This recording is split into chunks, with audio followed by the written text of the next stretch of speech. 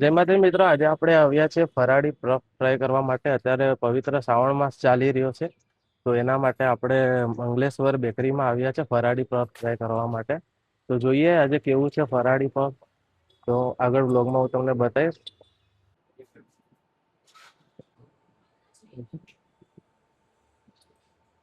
બીજું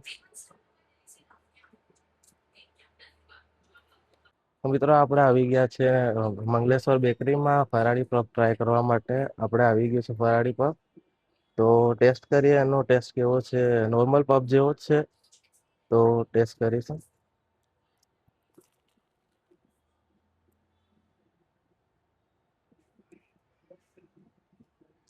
હમ કેવો છે ટેસ્ટ? ટેસ્ટ બિલકુલ નોર્મલ પફ જેવો જ છે, પણ આ સિંગોડાના લોટથી બને છે. ભાઈને મેં પૂછ્યું તો કીધું કે સિંગોડાના લોટથી બને છે અને આમાં સોસ નહીં આવતો.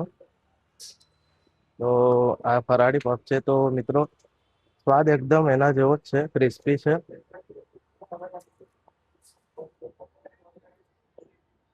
એકદમ યુનિક છે. તો તમારે બી ટ્રાય કરવું હોય તો તમે આવી શકો છો મંગલેશ્વર બેકરીમાં, જે નડિયાદની સ્પેશિયલ છે. તો તમે આવી શકો છો. હું એડ્રેસ છે મેન્શન કરી દઈશ કેપ્શનમાં.